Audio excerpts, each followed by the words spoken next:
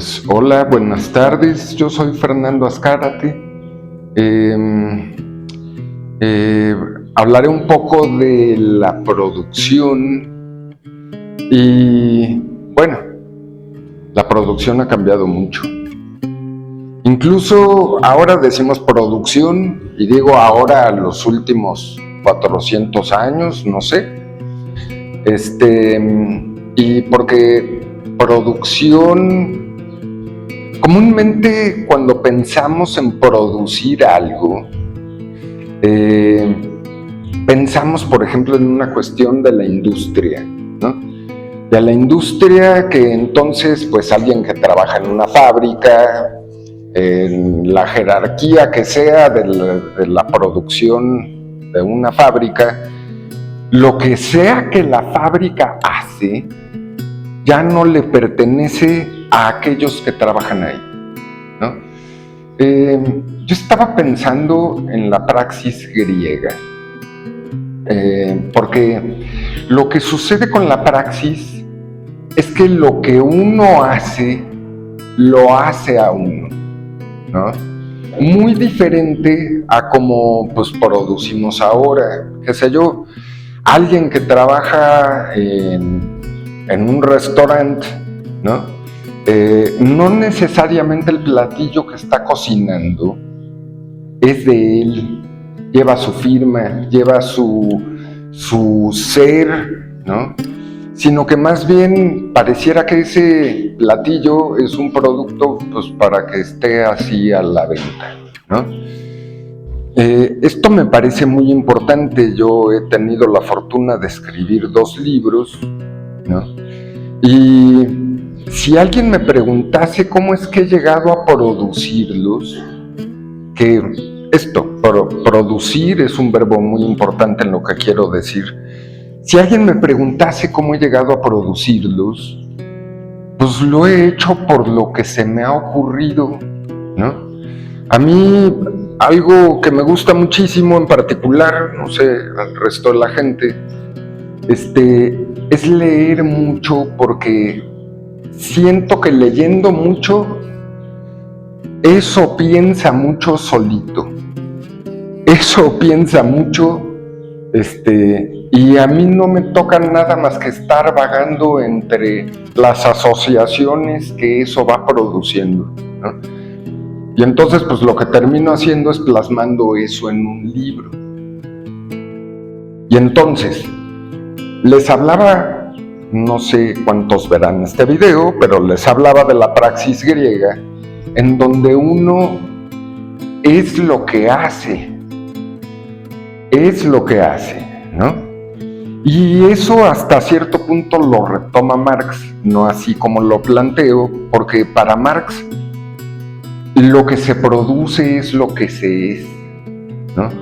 Esto me parece muy importante, porque pues en este sistema socioeconómico en el que vivimos, por lo común, producimos cosas que no son nuestras. Y entonces, ¿qué producimos? Pues producimos pura enajenación, puras cosas que nos llevan a nosotros en lugar de que nosotros dejemos el ser en lo que estamos haciendo. Para mí esto es muy importante porque en el acto de producir en su sentido marxista, en donde yo soy lo que produzco, puedo descubrir quién soy a partir de lo que hago, y me parece que eso ya es arte. Eso ya es arte. Y que tendría que ser, y sí, lo digo casi como un imperativo, la finalidad de toda buena producción. Gracias. Pues me parece que es algo inherente al ser humano. Creo que es algo vital para la vida y creo que es una forma de construir, de crear.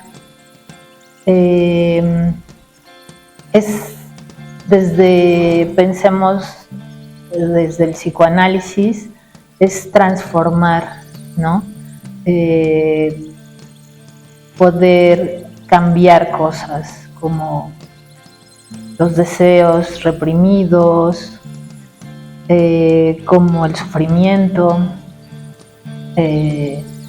como algún trauma, y eso se logra a través de una construcción, de un pensamiento, de una comprensión de símbolos.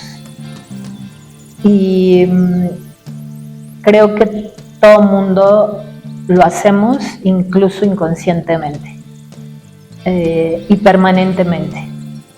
Creo que hasta en la persona más pasiva que pudiéramos imaginar, me parece que lo hace de manera innata, como lo dije al principio.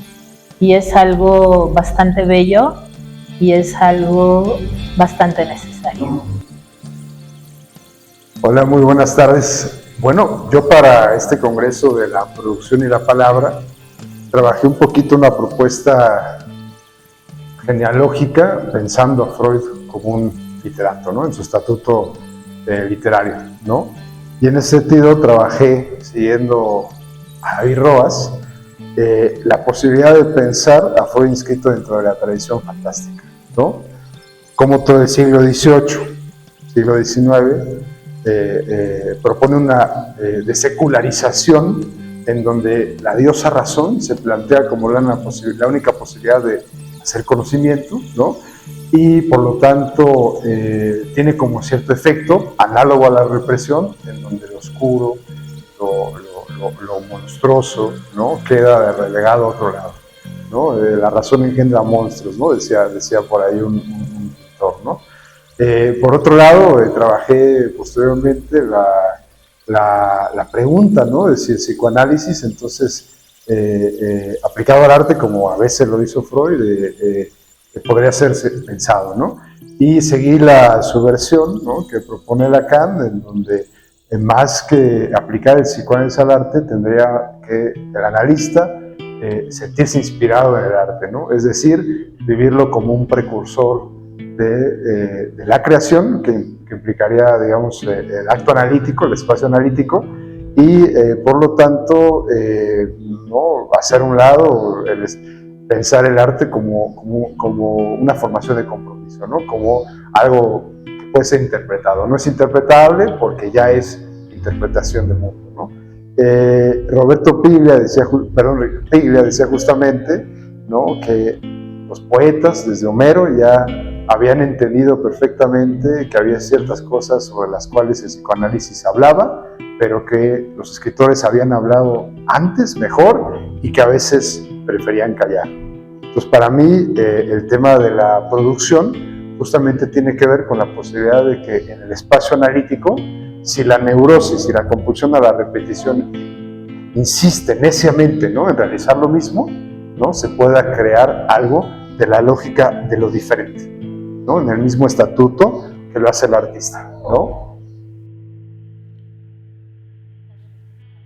Bueno, pues he estado repensando en todo este tiempo lo que es la idea de la producción, y una de las cuestiones que me hace escribir el texto que presenté tiene que ver con pensar la producción desde el acto analítico.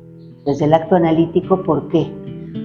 Porque desde el psicoanálisis la producción tiene que ver con la producción, perdón, la repetición, pero con la producción de algo nuevo que no estaba, o que por lo menos no podemos dar cuenta de que estaba. En el texto que presenté sobre la pasión por lo real, hablo de cómo hay dos formas de pensar la producción. Una tiene que ver, la destructiva, que tiene que ver con lo imaginario, con quitarle capas, ¿no? Para llegar a lo real, ¿no? Con quitar estas cuestiones que encubren para llegar a lo real, pero ahí estaríamos hablando, ¿no? De algo que tiene que ver con la identificación, es decir, con tratar de buscar el meollo del asunto, el punto, ¿no? de profundo, ¿no? Imaginario, para poder llegar a lo real y desde ahí, ¿no? Plantear un problema. Desde el psicoanálisis, específicamente con Lacan, con Badiou, a mí me hace pensar que tiene que ver con un acto sustractivo, es decir, darle relevancia a la diferencia, a la yancia, a la distancia, para poder hablar de eso real que de alguna manera pulsa, pero pulsa para hacerse escuchar en diferencia y desde ahí produce. Me parece que la escucha del acto o dar cuenta del acto analítico tiene que ver con eso. Una de las cuestiones que también me llevó a esto es la cuestión de cómo algo pornográfico tiene que ver con el exceso, pero este exceso puede ser leído con una cuestión del exceso de imágenes, ¿no?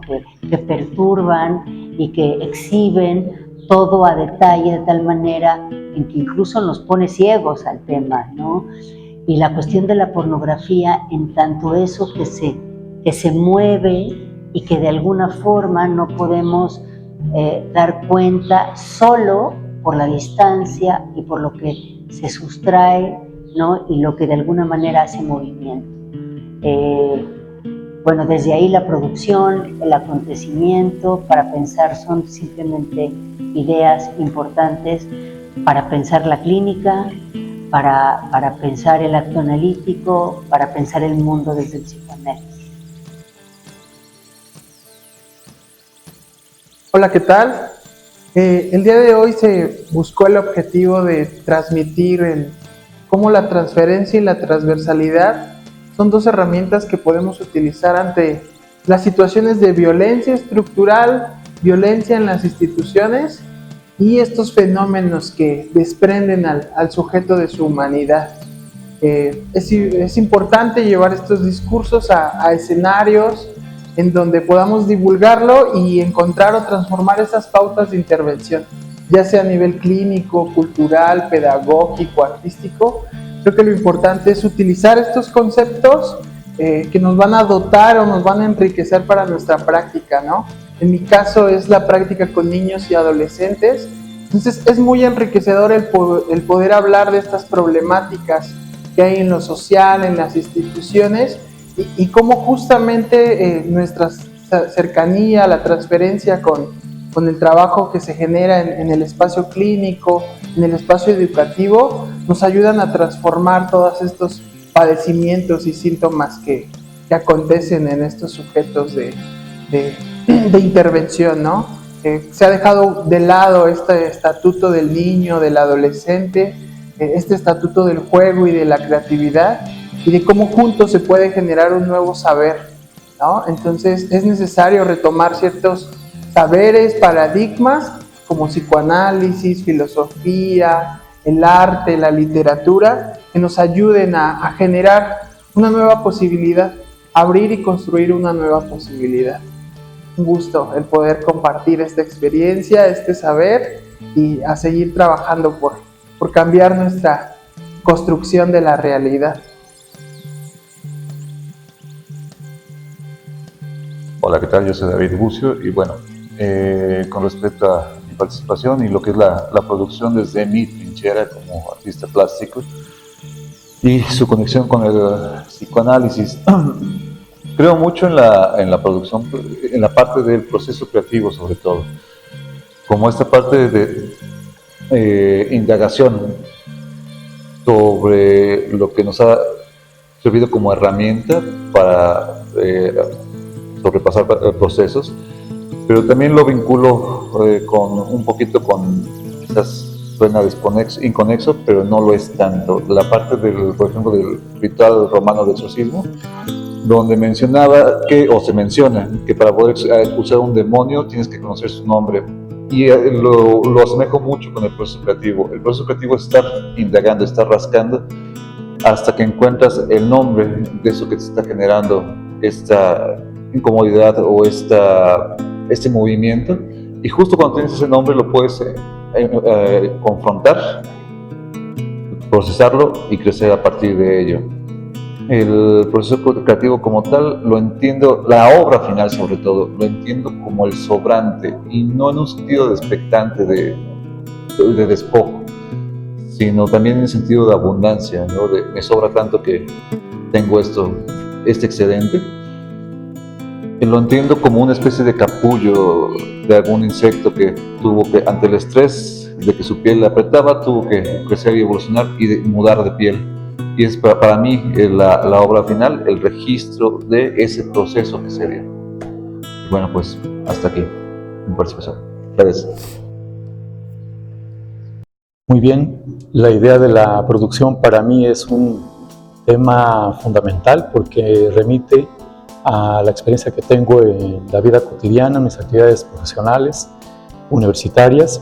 Es una convocatoria a preguntarme y a interrogar las posibilidades que tenemos con los recursos con los que contamos, con la formación que tenemos, dentro de lo que es el ámbito del psicoanálisis, pero también desde allí para lo que es el arte, lo que es algunas derivas del arte, como la misma literatura, que es algo en lo que ya tengo un tiempo moviéndome allí, con lo que son las novelas y la poesía, pero además también del cine. Entonces, por ahí va la idea de la producción para mí, la importancia que tiene, digamos también el reconocimiento que le doy, el poderlo invitarlos a que haya una convergencia, ¿no?, con respecto a lo que es el producir, un ejercicio tan humano y al mismo tiempo tan misterioso, pero que en algún momento de lucidez o de